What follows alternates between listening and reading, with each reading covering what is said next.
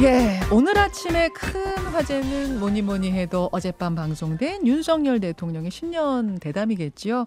1부에는 이제 야당의 평가를 들었다면 2부에는 여당의 평가 듣겠습니다. 국민의힘 이상민 의원 어서 오십시오. 네, 안녕하세요. 새해 복 많이 받으십시오. 네, 새해 복 많이 받으십시오. 진짜 그러고 보니까 오늘이 명절 연휴 전에 마지막 방송이거든요. 예, 사실은 여기 지역구 의원들은 예. 아마 제가 섭외된 건 예. 다른 의원들이 섭외가 안 되니까 저한테 무슨 말씀을 저희. 특히 그리고 국민의힘 의원들은 어제 대통령 그 대담 예. 바로 다음 날이잖아요, 아침에. 바로 다음 날. 그러니까 안 하려고 하겠죠. 내가 그런 폭넓은 생각을 못 하고 그냥 김현정 뉴스쇼에 나온다는 그냥 헛된 욕심 때문에. 말씀을요. 저희가 1순위로 섭외했습니다. 국민의힘 이상민 의원. 어제 이제 보셨죠? 봤죠. 보셨죠. 예. 어떻게 보셨는지 총평부터. 이거 참 제가 여러 국리를 생각해봤는데요. 예. 아마 국민들께서는 생생하고 좀 거칠더라도 그 경위에 대한 좀 충분한 해명 그리고 그의 대책 뭐 이런 것들 뭐 사과까지 뭐 있었으면 더 좋겠지만 그거 아니어도 뭐 이런 기대를 했을 거라고 생각됩니다. 그게 예. 평균적 국민들의 아마 기대였을 거라고 생각되는데 거기에는 미치지 못하죠. 형식도 뭐 이렇게 좀 정해진 사전 녹화 형식이었잖아요. 네. 그러니까 김현정 뉴스쇼를 만약에 녹음으로 했다, 녹화를 했다, 녹음했다 할 경우에 그 신선도가 뚝 떨어지지 않습니까? 저희도 막 불가피할 때 하는 경우가 있긴 한데 확실히 그렇습니까? 생방만은 못해요. 그러니까 뭐 스케줄 때문에 한 10분 전 녹음 이런 건 있어요. 방송 직전. 예. 근데 확실히 생방만은 좀 못한. 그리고 확실히 생생함은, 또 직접 예. 나오는 거하고 전화로 또 달라요. 인터뷰는 다릅니다. 맞아요. 예. 이제 그걸 청취자들이 또는 국민들이 잘 아시거든요.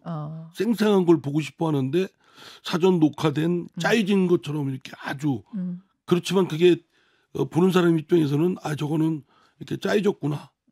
이렇게 뭐 조각처럼 이렇게 잘 다듬어지긴 네. 했지만 별로 그렇게 진솔한 것은 와닿는 데는 효과가 좀 반감됐을 거다라고 생각됩니다. 지금 대통령실이 밝힌 이 입장을 보니까 생방송이 아니라 녹화긴 했지만 사전 질문지를 주고받는 거 없이 즉석에서 앵커가 질문을 하고 즉석에서 대통령이 프롬프터 없이 답했다 이렇게 이야기를 했거든요. 이 정도 됐으면 그냥 생방송 해도 되는 거 아니었나 그런 생각도 드네요. 그러니까요. 그러면은 생방을 해도 대통령이 또 말씀을 잘하시는 달변이시거든요. 또 아주 좀 이렇게 씩씩하게 이렇게 말씀하시는 스타일이기 때문에 예. 오히려 생방이 더 효과가 있었을 것이다라는 생각입니다. 저는 그 정도 내용이면 충분히 뭐 1시간 반, 예. 또 100분 예. 이러면 금방 가거든요. 예, 금방 가요. 여러 가지 주제들 다 다루고 예. 또 그리고 그냥 한 사람이 묻는 것보다는 여러 사람이 뭐 이렇게 좀 질문을 하게끔 하면 다양한 질문도 나올 수 있고. 앵커도 좀 여러 명, 패널도 여러 명 놓고. 그렇죠. 이렇게 좀 자유롭게 했었으면 어땠겠느냐 그런 아쉬움이 있다는 말씀. 형식적인 면 지금 말씀하셨고 더 중요한 거는 이제 내용이 될 텐데 네. 개인적으로 가장 주목한 발언은 어느 부분일까요? 뭐 향후 그 대통령 그런 장면이 나오더라고요. 그 앵커하고 네. 대통령하고 이렇게 전시실 역대 대통령 초상화가 걸려 있고 그 앵커가 3년 후쯤이면 이제 윤석열 대통령의 그 초상화도 걸릴 텐데 어떤 대통령으로 훗날 기억되고 싶으냐. 근데 굉장히 좀 이렇게 뭐랄까 쑥스러워하시면서 어떤 어린이를 사랑하고 또 미래 세대에 대해서 이게 잘 준비하고 과학기술에 준비를 한 그런 미래를 준비 잘한 대통령으로 기억이 남고 싶다. 네. 그랬으면 좋겠어요. 그러려면 국민과의 소통도 더 사실은 좀 불편한 부분이 있지만 그래도 해야죠. 진짜 그 말처럼 그 발언처럼 그런 대통령으로 기억될 수 있게 남은 3년을 잘 좀 이끌어 주셨으면 좋겠다라는 이야기 그렇죠. 생각을 하셨다. 하고. 반대파 특히 반대파가 보통이 아니거든요. 특히 야당, 민주당 뭐 그의 아주 강경 기류가 생각에 따라서는 뭐 상대도 하고 싶지 않지만 그러나 어떡하겠어요. 실존적으로는 존재하는 정치 세력인 만큼 예. 결국은 반대파를 만나서 얘기 나누고 그걸 국민들로 한때 보험으로 보여주게으로써 어떤 정당성도 확보하고. 그렇죠. 예. 알겠습니다. 그래서 그 부분이 개인적으로는 가장 주목이 됐단 말씀인데 세간에서 가장 주목한 건 오늘자 뭐 일간지 일면 다 보셨겠지만 예. 일제히 김건희 여사의 그 명품 가방 수수 논란에 대해서 대통령이 어떻게 발언했나를 일면 헤드라인으로 뽑고 있습니다. 아까 제가 화면을 잠깐 뭐 보여드렸는데 이런 거였죠. 선거 공작이 확실하지만 매정하게 못 끄는 건 아쉬운 점이 있다. 대통령이나 대통령 부인은 누구에게나 박절하게 대하기 어렵다. 이렇게 표현했습니다. 이 정도면 국민들에게 잘 설명이 뭐 됐을까요? 그러니까 그게 평균적 국민의 기대에 비춰보면 그걸 채우기는 좀 어려웠을 것이다 생각됩니다. 사과까지 조금 하셨어야 된다고 보세요? 이왕 터는 거 좀 사과까지 하고 국민들께 시원하게 이렇게 했었어야 된다고 보세요? 저는 그랬어도 좀 어땠을까? 좀 해명을 좀 더 길게 하면서 해명도 길게 하고. 왜냐하면 좀 그게 어찌보면 말하기가 참 구차스럽거든요. 만약에 이제 입장을 바꿔서 생각하면 예. 뭐 그 와서 친하다고 해가지고 그렇게 해서 만났는데 대통령 부인이 뭐 조만한 백 하나에 왔다 갔다 뭐 이렇게 한 것처럼 비춰지는 모습이 아주 궁색하죠.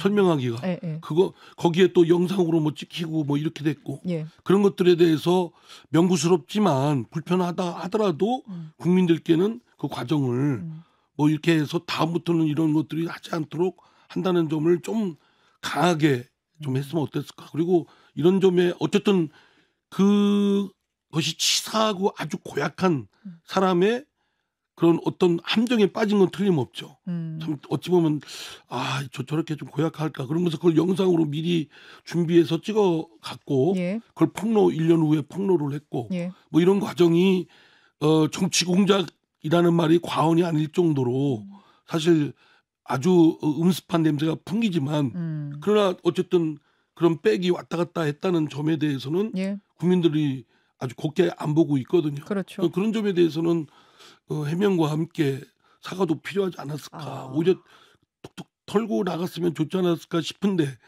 대통령으로서는 아마 이런 걸 걱정했을 거라는 짐작이 됩니다. 어떤 거요? 만약에 이제 사과 같은 걸 또 하면 자, 사과까지 계속 그 얘기 했다. 하거든요. 예. 그럼 또 야당에서 예. 또 그럼 그거에 대한 수사 국정 뭐 조사를 하자. 뭐 특검을 하자. 또 그리고 뭐 또 그 부인이 나와서 직접 해명하라. 뭐 이렇게 되고 막 이제 이런 식으로 일파만파 더 번질 것이 그동안의 패턴이었기 때문에 또 총선을 앞두고 있어서 뭐 이 정도 선에서 좀 해야 되지 않겠나 이런 정치적 정무적 고려가 있었을 거라고 생각됩니다. 야당은 즉각적으로 성명을 냈습니다. 끝내 대통령의 사과는 없었다. 민의에 대한 오만한 불통이 답답하다. 눈 가리고 아웅한 거다. 국민 배신이다. 뭐 이런 용어들. 그러면 나는 좀 민주당한테도 묻고 싶습니다. 국정을 같이 끌고 가야 되니까. 예.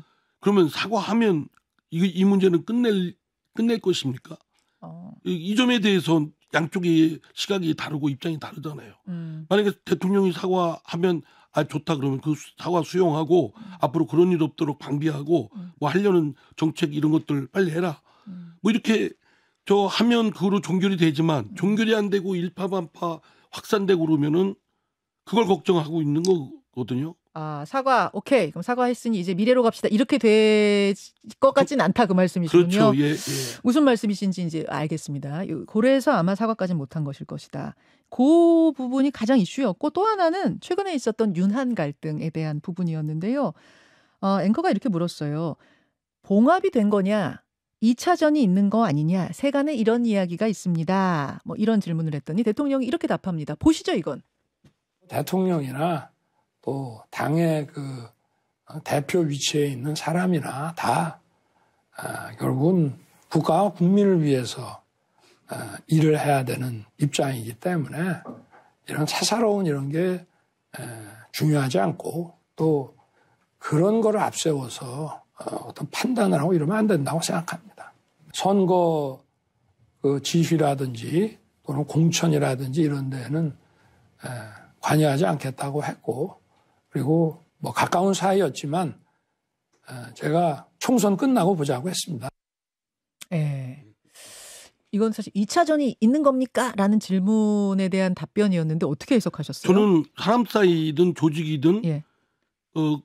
당연히 갈등은 있을 수 있죠. 이해관계가 시각도 다를 수 있고 예. 그건 오히려 자연스러운 모습이라고 생각됩니다.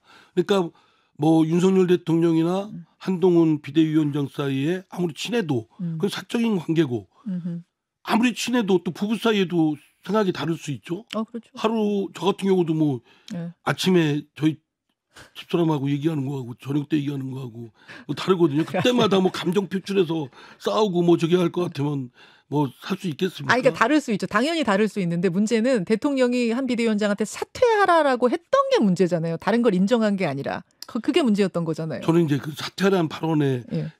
뭐 있는지 존재 여부도 잘 모르겠지만 그게 뭐 진짜 대통령이 입장에서 그 얘기를 할 수 있는 권한도 없는 것이고 그게 공적으로 만약에 그런 유사한 발언이 있었다고 해도 나간 것이 더 문제라고 생각합니다. 그건 그냥 한 얘기지.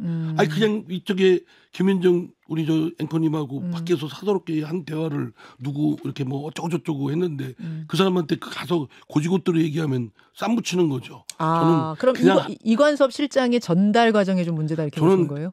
설사 그랬어도 거기서 걸렀어야 된다고 생각되고요. 어쨌든 이제 이런 일이 갈등과 이해 입장이 상반된 거는 늘 부딪히는 거는 있을 수 있는 일이고 앞으로도 있을 거라고 생각됩니다. 예. 그러니까 지금 대통령이 말했듯이 총선 과정이나 공천 과정에 관여하지 않겠다. 이건 꼭 지켜주기를 바라고요. 왜냐하면 대통령뿐만 아니라 대통령실에서도 그렇게 해줘야죠. 그렇죠. 예. 공교롭게도 같은 날인 어제 오전에 한동훈 비대위원장도 기자회견을 했어요. 그러니까 기자회견이라고 지금 제가 표현했습니다만 관훈클럽 초청 토론회였는데 이게 사실은 기자회견이에요. 중견 기자들이 모여가지고 날카로운 질문을 이거야말로 즉석에서 막 던지는 생방송이었는데 한동훈 비대위원장이 날짜를 잡은 건 아니겠지만 공교롭게도 오전 오후가 되면서 뭐 형식도 뭐 한쪽은 기자회견 한쪽은 대담 이렇게 되니까 하여튼 비교가 됐어요. 본의 아니게 비교가 된 상황입니다. 아무튼 이 자리에서 총선 이후에 어떻게 할 거냐에 대한 질문이 많이 나왔습니다. 그러자 한동훈 비대위원장이 일단 총선에서 내가 생각하는 목표를 달성하면 당에 남고 달성하지 못하면 비대위원장직에서 물러날 거다 이런 말을 했고 대권 도전에 대해서 질문을 하자 대권에 대해서는 이렇게 답했습니다. 이거 직접 들어보시죠. 4월 10일 이후에 제 인생이 좀 꼬이지 않겠습니까? 이기든 지든 인생 자체가 마음대로 되지 않는 것이기 때문에 스트라이크 존을 넓혀놔야 한다고 생각합니다. 대권을 물었는데 4월 10일 이후에 내 인생이 꼬이지 않겠냐. 이거 어떻게 해석해야 돼요? 여의도 통역기 돌려보세요. 아니 왜 꼬여요? 총선에 실패하면 꼬일 수도 있죠. 근데 총선에 그 승리를 국민의힘이 원내 일당이 되면 뭐 한동안은 그 한동훈 비대위원장한테는 좀 이렇게 탄탄대로가 있겠죠. 물론 그 다음에 정치력을 얼마나 역량을 보여주냐에 따라 달라지겠지만. 제가 통역기 한번 돌려볼게요. 예. 여의도 통역기 돌려보면 이렇게 돌아가요. 원하든 원하지 않든 4월 10일 이후에는 나는 대권으로 갈 수밖에 없지 않겠느냐로 저는 들렸어요. 저보다 한동훈 비대위원장하고 친하신 것 같아요. 아니 뭐 전화 통화 한번 안 해봤습니다만 저 말 잘 들어보세요. 대권에 대해서 질문을 했는데 어쨌든 내 인생이 꼬이지 않겠냐는 이야기는. 그런데 대권에 도전하는 게 왜 꼬이는 거예요? 그러니까 한동훈 위원장 입장에서는 나는 뭐 그걸 생각해 본 적은 없는 사람이지만 그쪽으로 가는 방향으로 내 진로가 가지 않겠냐는 그런 은유로 전 들리던데요. 예, 그렇게 들리던데 총선 승리 후에 그러면은 승리했다고 치고 차기를 노리는 미래 권력하고 왜냐하면 총선 승리 안 하면 떠난다 그랬으니까 총선 승리 후에 차기를 노리는 미래 권력하고 현재 권력인 윤석열 대통령 사이의 관계 설정은 어떻게 될 건가? 저는 어제 이 대답 들으면서 그게 좀 궁금했습니다. 그게 이제 정치력일 텐데요. 그거는 뭐 어쨌든 현직 대통령이 국정을 그 임기 동안 그 이렇게 잘 리더십을 발휘해서 국정을 이끌고 나가는 점은 분명히 존중하고 그 따르고 그렇게 해야 되겠죠. 또 향후 대선에 대한 것은 아직 그 결정이 안 났잖아요. 대선 때 국민들로부터 결정을 받아야 될 입장이기 때문에 그때까지는 대야관계 뭐 이런 또는 대국민 관계에 대해서 얼마나 잘할 것인가 또 스스로 역량을 키워서 만약에 본인이 한동훈 비대위원장이 국정을 맡게 될 기회가 있다면 네. 더 잘할 수 있다는 그런 것들을 숙성시키는 그리고 보여주는 그런 뭐랄까 인내의 시간 뭐 이런 것들이 필요하다고 생각됩니다. 근데 생각해 보세요. 잘 생각해 보면 대통령 지지율이 되게 높으면 인기가 좋으면 이 대통령과 손을 잡고 여당의 후보가 같이 가는 모양새가 되지만 만약 현재 대통령 지지율이 낮으면 여당의 후보는 보통 이 대통령을 비판하면서 각을 세우면서 밟고 올라가거든요. 그런 식이 돼야 대통령이 됐었거든요. 과거를 쭉 보면. 이런 부분에서 참 뭐 답변하기는 어려우시겠지만. 그러기에는 예. 답변할 거 뭐 어려운 건 아니고요. 임기가 많이 남아있잖아요. 3년. 그렇기 때문에 뭐 총선 끝나자마자 그러한 입장을 보이거나 그러면 오히려 저는 마이너스 거라고 봅니다. 오히려 국정을 잘 이끌어가도록 대통령한테 물밑에서 협조하고 뭐 조언을 해드린다든가 그리고 당내에 그런 리더십을 그렇게 뒷받침하는 것으로 해야 되겠죠. 그래서 지지율을 끌어올리는 윤석열 대통령의 국정이 성공적이다라고 국민들로부터 받아야 본인한테도 플러스 되지 않겠습니까? 각을 지고 막 이런 식으로 나가게 되면 물론 차별화는 있을 수 있겠지만 아까도 말씀드렸지만 임기 3년 동안의 국정에 대한 그 책임은 윤석열 대통령한테 있습니다.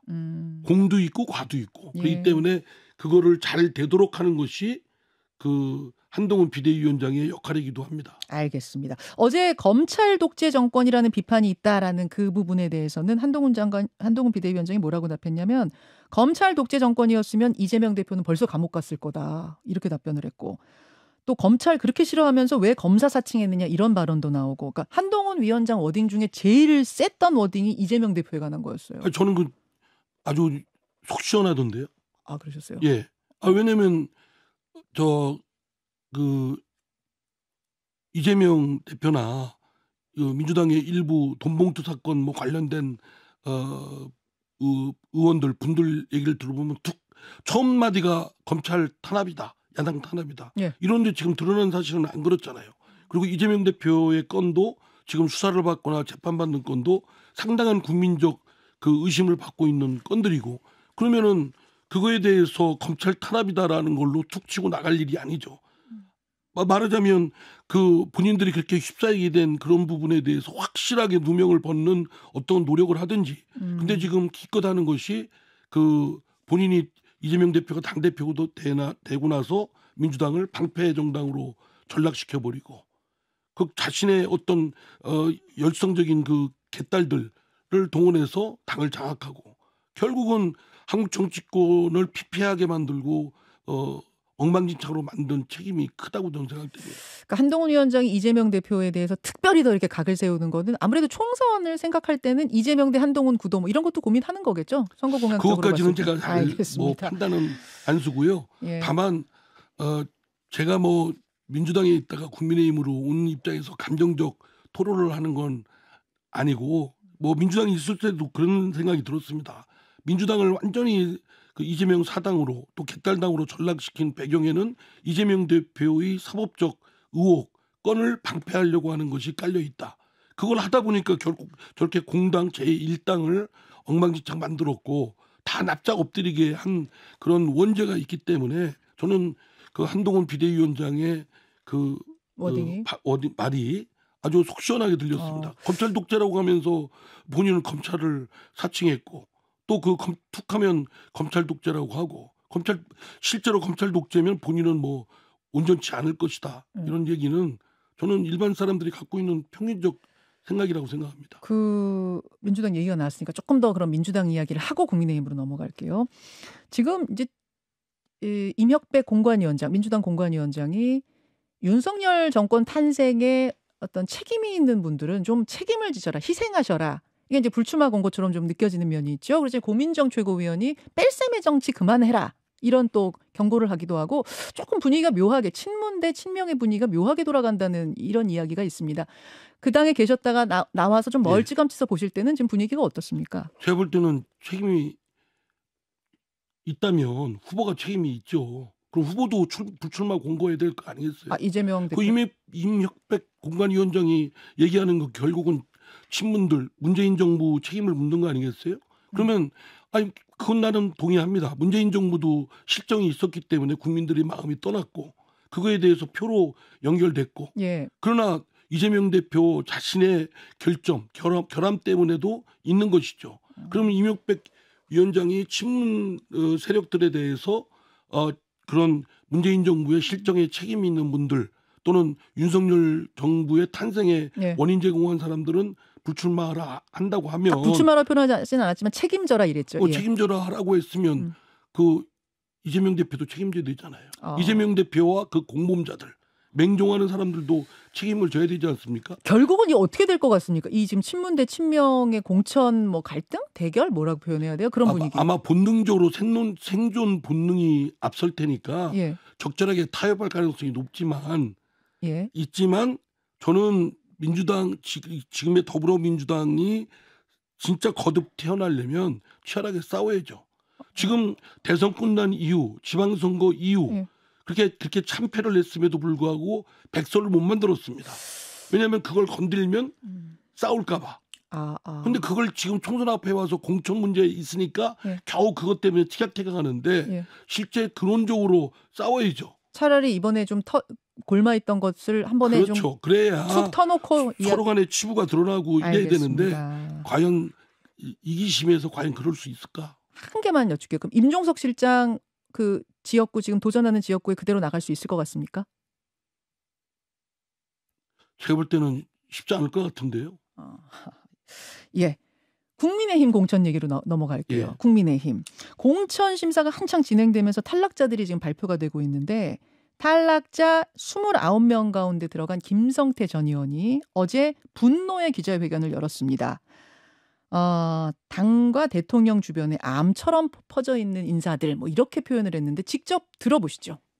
대통령의 술친구라는 이들 핵관들은 김성태를 견제해왔습니다. 정치 보복의 함정에 빠진 것이 공천 부적격 사유라면 삼청 교육대 출신 조폭 핵관은 공천 적격 사유라도 된다는 말입니까? 굉장히 세게. 저 발언 말고도 어제 진짜 센 발언의 연속이었어요. 대통령의 술 친구들이 나를 이렇게 공천 탈락시킨 거다 뭐 이런 취지의 발언이었습니다. 이렇게 얘기를 하자 이철규 인재경입위원장 공관위원은 국민 눈높이에서 만든 룰이다. 말 조심해라. 이렇게 날선 반응이 나왔거든요. 관전 포인트는 김성태 전 의원 구제될 가능성이 있겠습니까? 없겠습니까? 요거 하나랑 만약 구제가 되지 않을 경우엔 탈당을 할까요? 안 할까요? 어떻게 보세요? 글쎄 이게 제가 섣불리 얘기할 사안인가 우선 내용을 우선 잘 모르는데 다만 이제 공천 기준에서 몇 가지 사유가 있지 않습니까? 그걸 가지고서 아마 김성태 의원의 그런 부적격을 한 것 같은데 네.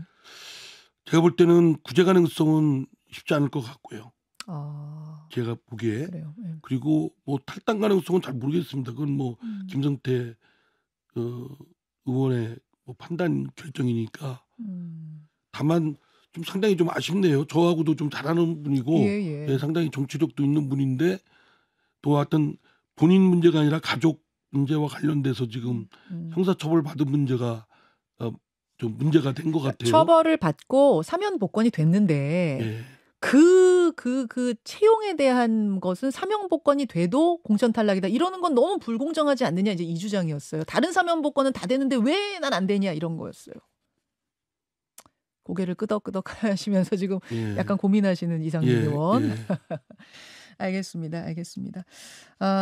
국민의힘 공천 이야기를 하면은 또 빠질 수 없는 게 위성정당 이야기인데 네. 국민의 미래라는 위성정당을 국민의힘은 이미 만들고 있죠. 여기에 장제원 의원이 갈 거다. 대표로 갈 거다. 이런 얘기가 나와요. 왜냐하면 이제 장제원 의원은 불출마 선언을 한 현역 의원이니까 좀 가볍게 그쪽으로 움직일 수 있지 않겠느냐. 아마 이런 얘기인 것 같아요. 근데 저는 그런 내부 사정 이전에 위성정당 하는 거에 대해서 정치권이 그냥 무감각하게 오히려 아무런 문제 없는 것처럼 지금 이렇게 각 당이 지금 그러고 있지 않습니까? 국민의힘이 국민의힘대로 또 더불어민주당은 민주당대로 위성정당을 뭐 세우겠다. 말하면 가짜 정당을 세우겠다는 거 아니에요? 예. 국민들 선거에 있어서 국민들 앞에서 가짜 정당을 만들어 테니까 표 주십시오라고 하는 이런 일들이 지난 4년 전에는 여론이 또는 언론에서도 굉장히 신랄하게 비판을 했어요. 예. 그래서 첫째 선거 치른 이후에 위성정당을 방지하는 것이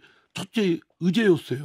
근데 그런 거에 대한 것들이 전혀 없이 또다시 위성정당이 생길 것을 전제로 그렇게 하겠다고 내세우면서 이 준연동형으로 이렇게 간 거는 정치권이 진짜 나쁜 행위를 하고 있다. 지금 이재명 대표의 왔다 갔다 그게 전략인지 수순인지는 모르겠습니다만 뭐 병립형으로 한다 또는 준연동으로 한다 이렇게 띄우다가 나중에 준연동형으로 딱 졌잖아요. 예. 그리고 한 사람의 그런 결심에 의해서 결단에 의해서 위성정당의 문제는 그냥 뭐 유야무야되고 또 사회의 여론이나 또 언론에서도 아유 준연동형 하나 했으면 됐지 뭐 이런 시각에서 그냥 휴하고 넘어가는 이런 행태가 진짜 부끄러운 모습이라고 생각합니다. 연동형 취지 살려갖고 국민의힘도 위성정당 안 만들겠다 이러면 서로 안 만들면 되잖아요. 근데 그게 되냐고.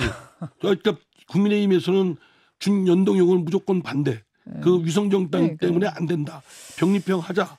그러면 굳이 한다고 하면 우리는 소수당이니까 그럼 위성정당 할 수밖에 없다. 그러니까 더불어민주당도 알겠습니다. 그걸 알면서 또 하고. 하여튼 답답해요. 저도 그 위성정당이 이렇게 이번에도 똑같이 재현되는 문제 이건 심각하다고 보고 국민들 보기엔 얼마나 꼼수로 보이는지 국회의원들 아셔야 됩니다. 그러니까 국민들께서 이 투표 거부를 해야 될지 그런 생각이 들 정도입니다. 여기까지 어제 대담과 여러 가지 현안에 대한 이야기 나눠봤습니다. 이상민 의원님 오늘 고맙습니다. 네, 감사합니다. 김현정의 뉴스쇼는 시청자 여러분의 참여를 기다립니다. 구독과 좋아요, 댓글 잊지 않으셨죠? 알림 설정을 해두시면 평일 아침 7시 20분 실시간 라이브도 참여하실 수 있습니다.